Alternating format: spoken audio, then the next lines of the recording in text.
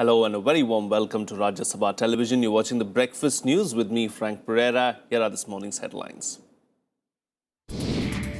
Crucial EU leaders and finance ministers meet as last attempt is made for a bailout deal for Greece. Iranian nuclear deal talks enter last phase. US says talks could go either way as deadline expires tonight. Prime Minister Modi to hold delegation-level talks with Kazakh leadership as he leaves for Tashkent today. Another death in the Vyapam scam in Madhya Pradesh. BJP blocks demands for a CBI probe even as Congress seeks Chief Minister's resignation. Serena prevails over Venus Centre's quarterfinals along with Sharapova, Federer, Murray and Wawrinka also through to the final 8 stage. Will Brexit be a reality? That could be known today after a crucial meeting of EU leaders and finance ministers in Brussels. EU partners have already asked Athens to come up with a credible proposal for reforms for a bailout. Here's more. It will be one last desperate attempt by Greece and the Eurozone to make progress towards an urgently needed bailout deal. Leaders and finance ministers will both hold separate crucial meetings in Brussels today after Sunday's referendum against bailout conditions. It's a final chance for Greece to propose a new reform plan that could start the ball rolling towards a new aid package. France and Germany have urged Greece to make credible proposals.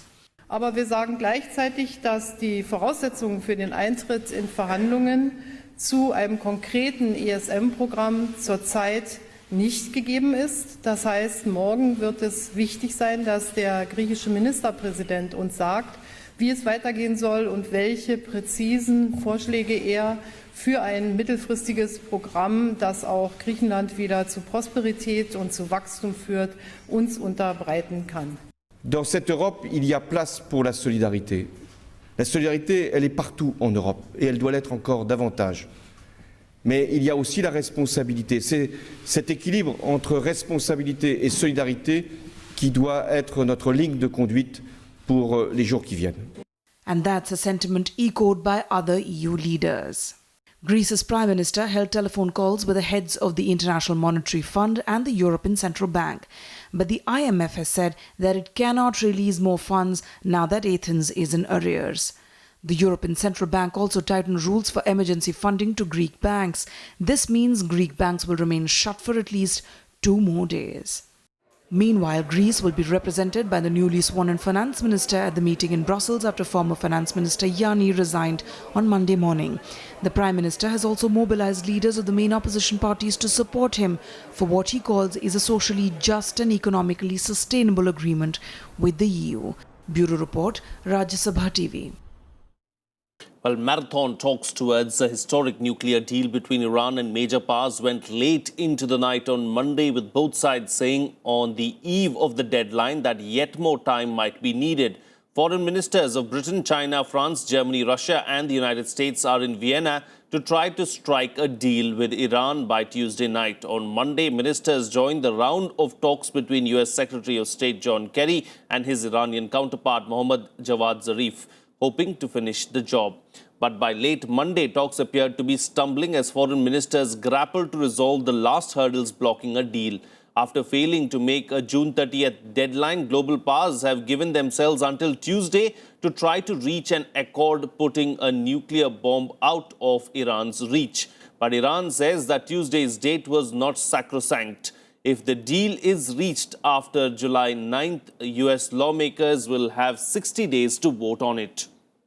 今天的谈判又取得了新的进展，目前还剩几个问题留在我们的谈判桌上。Mit Blick auf den Weg, den wir in den letzten 12 Monaten und in der letzten Woche hier in Wien noch einmal gegangen sind, zueinander zu kommen, eine großartige Chance, einen langdauernden Konflikt nach 12 Jahren Verhandlungen. At this point, this negotiation could go either way. If hard choices get made in the next couple of days, and made quickly, we could get an agreement this week. But if they are not made, we will not. Moving on now, Saudi-led airstrikes pounded military bases and sites across Yemen, killing nearly 100 people. The airstrikes came amid intensified efforts by UN Special Envoy Ismail ul Sheikh Ahmed to broker a humanitarian truce to allow for the delivery of much-needed goods to the strife-torn country. In southern Yemen, a bombing run by Saudi-led warplanes killed about 30 people at a market. Reports say 10 of the dead were Houthis, while the rest were civilians shopping at an adjacent popular market. One airstrike targeted the home of a Houthi commander on Sunday, killing one person and wounding at least 4 others. Well, here's a roundup now of the other international news in our World Wrap. The minority Hindu community in Pakistan will have to wait some more before they can register their marriages. Pak lawmakers on Monday deferred till July 13th the final approval of the Islamic country's first Hindu marriage law. The Hindus, who constitute 1.6% of Pakistan's total population, have been struggling to get a specific marriage law since the country came into existence in 1947. The US-led coalition fighting the Islamic State group is intensifying its campaign in northern Syria. US President Barack Obama said that the US would not send additional troops to Syria but would increase support for the country's opposition.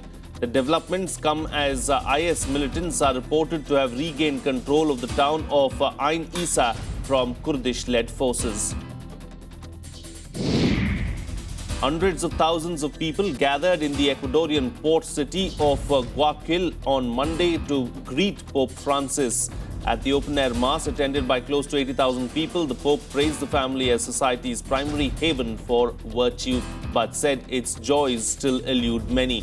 He arrived in Ecuador on Sunday for the first leg of his 3-country visit to Latin America, which will also take him to Bolivia and Paraguay.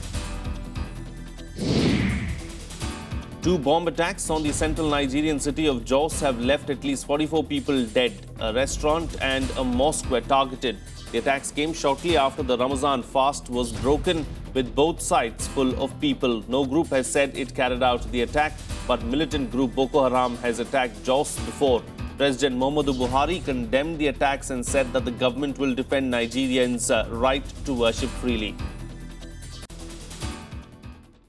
Meanwhile, Prime Minister Narendra Modi will be travelling to Kazakhstan today from Uzbekistan. Modi is on an 8-day 6-nation tour. He will pay a visit to the Monument of Independence and Humanism and the memorial of late Prime Minister Lal Bahadur Shastri in Tashkent. Modi will meet Kazakh President Nursultan Nazarbayev and Prime Minister Karim Masimov. There will be delegation-level talks with President Nazarbayev, followed by the signing of documents and a joint press statement. The Prime Minister will also interact with the youth of Kazakhstan at the Nazarbayev University. He will inaugurate the India-Kazakhstan Center for Excellence in Information and Communication Technology. The Prime Minister will also join a wreath-laying ceremony and planting of sapling at the Monument of Defenders of Motherland. Well, Finance Minister Arun Jaitley will today attend the inaugural meeting of the BRICS New Development Bank in Moscow. The BRICS Bank, which has authorized capital of $100 billion, will start with an initial paid-up capital of $50 billion, with each BRICS country contributing $10 billion. The Pool and New Development Bank, with an initial $50 billion in capital, are central to BRICS nations' efforts to reshape the Western-dominated financial system. Headquartered in the Chinese city of Shanghai, the first head of the bank is noted Indian banker K.V. Kamath. India is hoping to get more funds for infrastructure development from BRICS Bank. After this meet, Jaitley will attend the meeting of the finance ministers of the BRICS grouping on Wednesday to be held in Ufa city, which is also hosting the 2-day BRICS summit.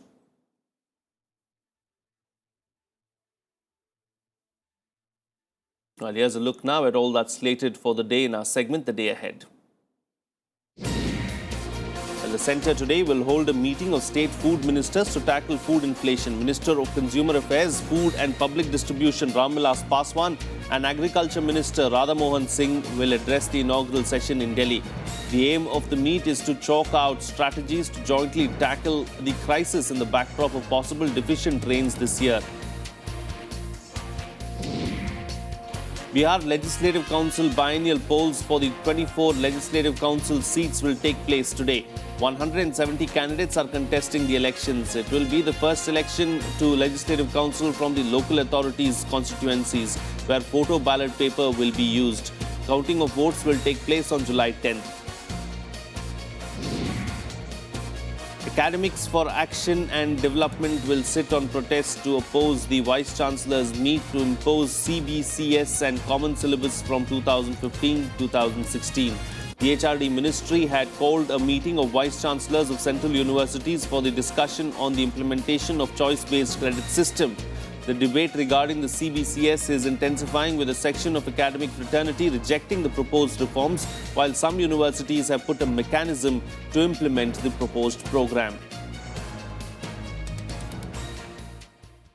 Well, it's time for a short break now, but still to come. A landmark judgment by the Supreme Court. Unwed mothers can now be sole guardians of their children. That and much more on the other side. Stay tuned. We'll be right back.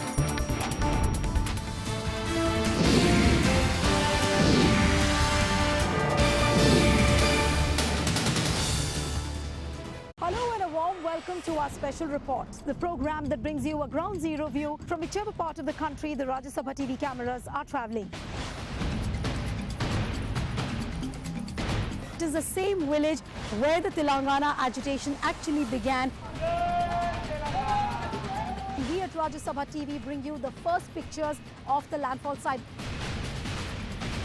This is the main nerve centre where the legal battle for the Kaveri water dispute began. When you are moving around this Niyamgiri Hill area, there are 41 streams like these which you have to cross. No one understands India better than we do. Watch special report only on Rajya Sabha television.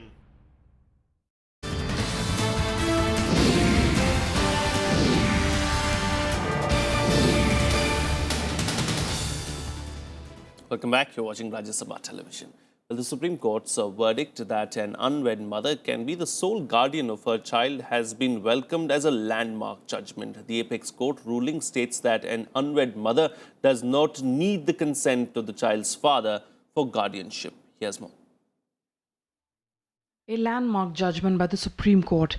Unmarried mothers need not disclose the identity of the father and can also be sole guardian to her child.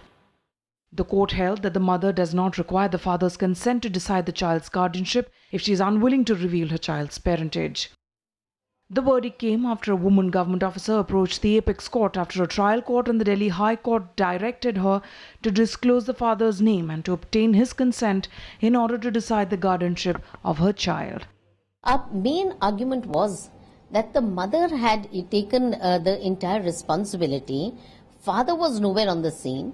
It was in the best interest of the child that he is taken care of by the parent who is there. A father, a man who has just fathered the child and never come back to ever see him also, it cannot be a mandatory requirement in the case of an unwed mother to serve such a father. The petitioner's lawyer also said that the verdict would have far-reaching implications as it would impact sex workers, surrogate mothers and unmarried mothers. Women activists have also welcomed the verdict. ये बहुत पहले हो जाना चाहिए था, क्योंकि इस तरह के बहुत सारे ऐसे हादसे होते हैं जिसमें महिलाएं जो हैं वो बच्चे हो जाते हैं, रिलेशन बन जाते हैं, बच्चे हो जाते हैं, मगर वो बाप के नाम की ना होने की वजह से उनकी जिंदगी खराब हो जाती है. During the ruling, the apex court had said that the lower courts had lost sight of the welfare of the child, which must be of paramount importance while deciding such cases. According to the current law, a notice has to be sent to the child's father for his consent for guardianship. With the apex court verdict, a mother can now be the sole guardian to her child. Bureau Report, Rajya Sabha TV. Well, joining me for a chat this morning to talk about this is Satya Prakash, legal editor of the Hindustan Times. Good morning, Satya Prakash. Thank you for joining me on the program. You know, It's long overdue, but it has finally happened. It's welcomed by everyone across the country, and it's a landmark judgment, isn't it? Yeah, of course, it's a landmark judgment. But as your report said, it will have far-reaching consequences for the society. In fact, it's fascinating to see the tussle between individual rights and the so-called societal norms. Because so far, the societal norms had the upper hand. Now the Supreme Court has expanded the ambit of individual freedom and the harassment faced by unwed mothers or single mothers in getting certain government documents. Because in this case, the woman, she was ready to take care of the child, and she said, I want to nominate this child in all my financial savings and insurance certificates and everything.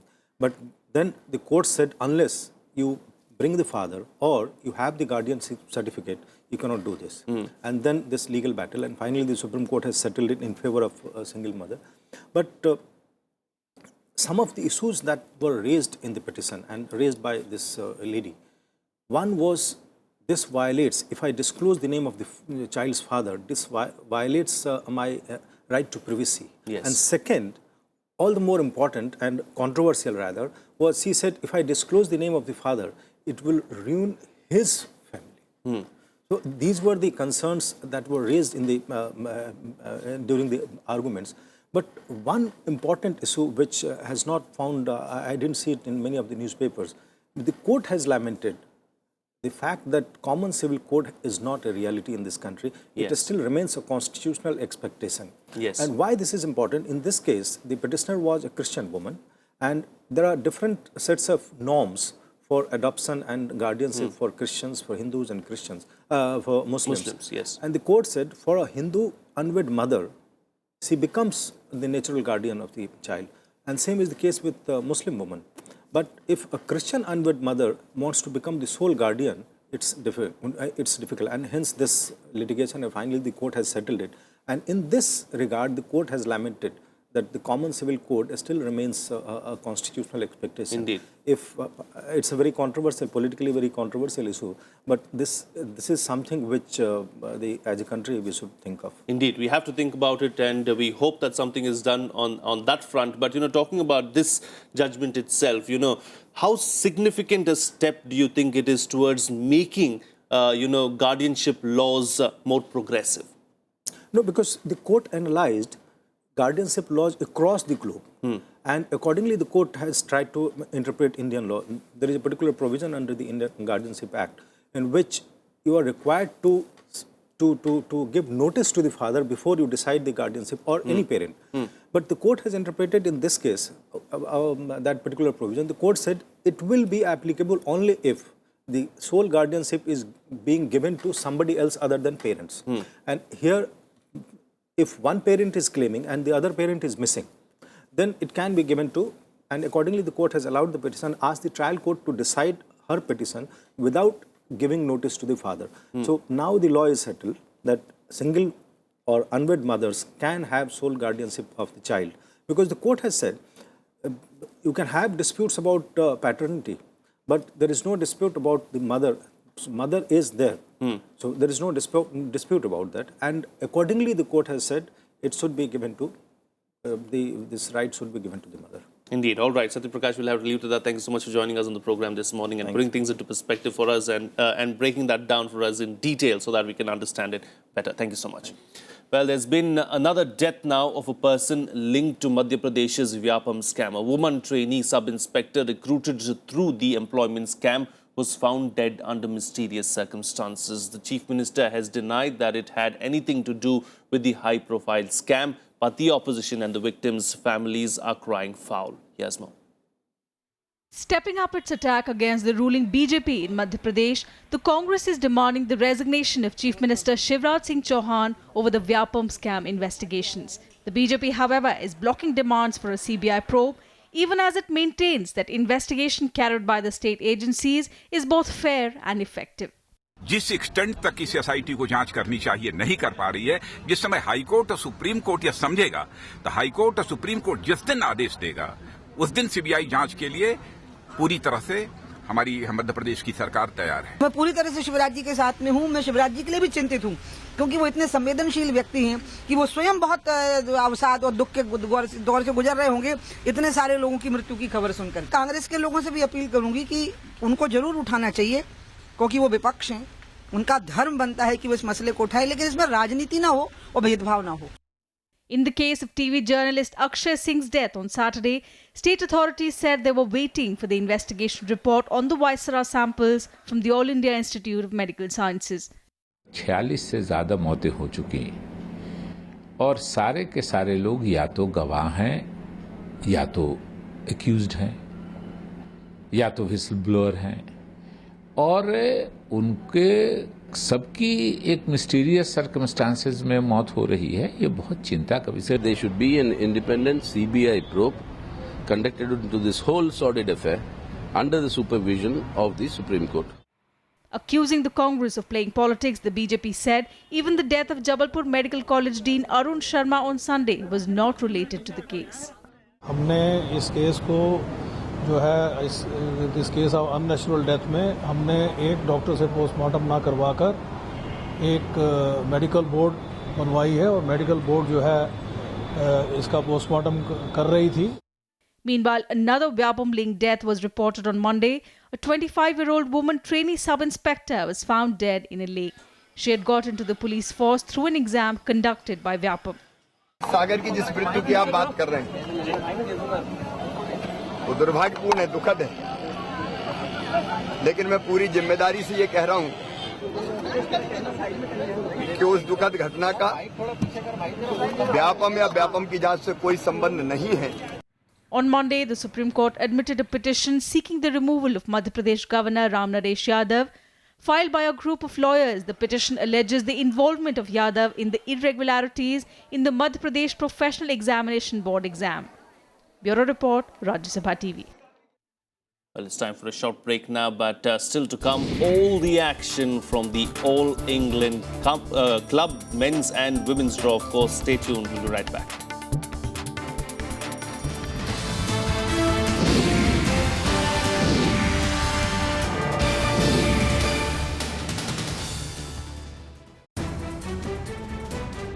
A new government in New Delhi. New faces. People are not investing because they are scared of your tax administration.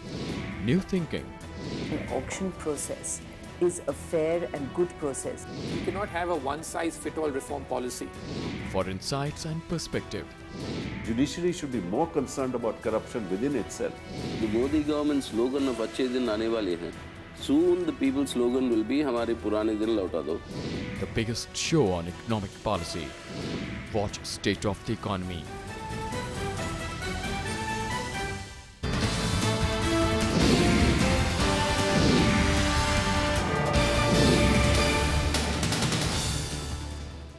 Welcome back. You're watching Rajya Sabha Television. Well, Serena Williams sank her sister Venus at the All England Club on Monday as Maria Sharapova dug deep to join the world #1 in reaching the quarterfinals of Wimbledon.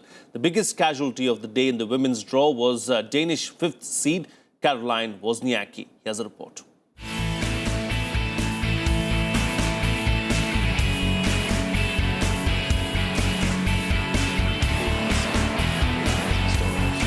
Serena Williams won the latest installment of her rivalry with sister Venus as the world #1 eased into the Wimbledon quarterfinals with a 6-4, 6-3 victory on Monday.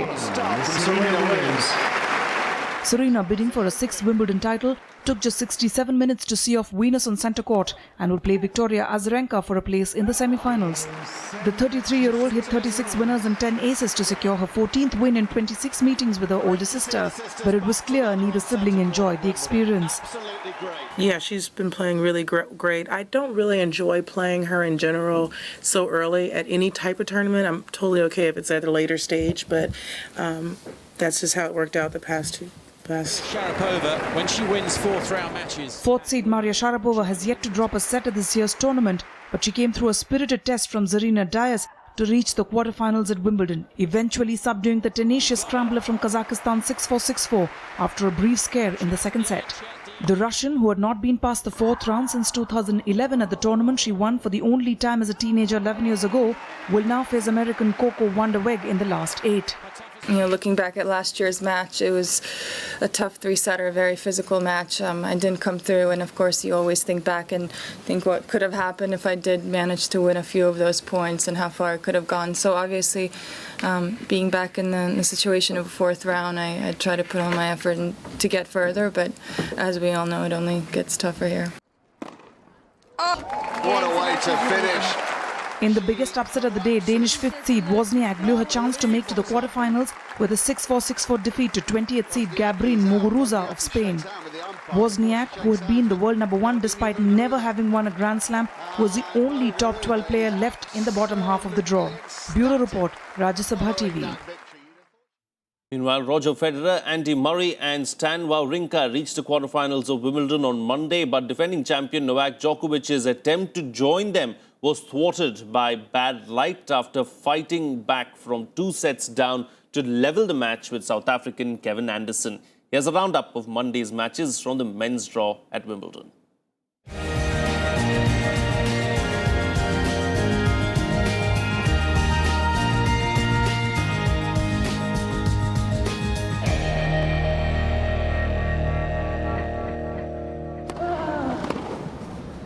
Seven-time champion Federer reached his 13th All-England Club quarter-final with a 6-2, 6-2, 6-3 win over Spain's Roberto Bautista Agut, while Murray defeated giant Croatian Ivo Karlovic.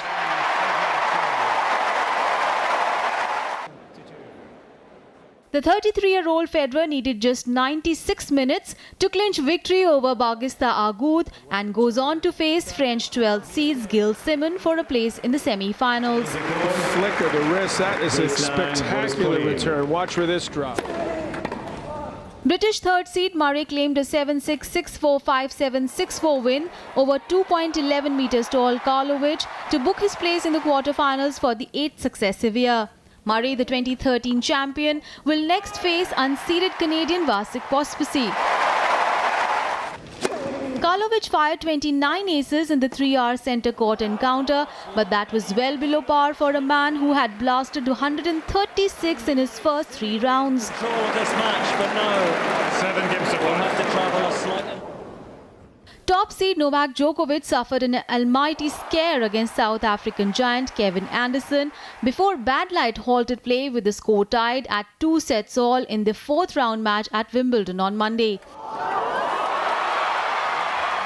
The world #1 lost the first 2 sets 7-6, 7-6 on tie breaks before roaring back to win the next 2 6-1, 6-4 and remain on course for a 25th successive Grand Slam quarter-final.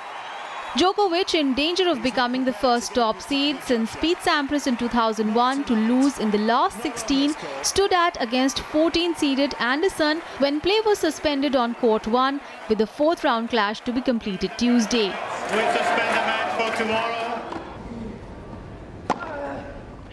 Later in the day, French Open champion Wawrinka defeated Belgian 6th seed David Goffin 7-6, 7-6, 6-4 to reach the quarterfinals for the 2nd successive year. 6 himself first set time.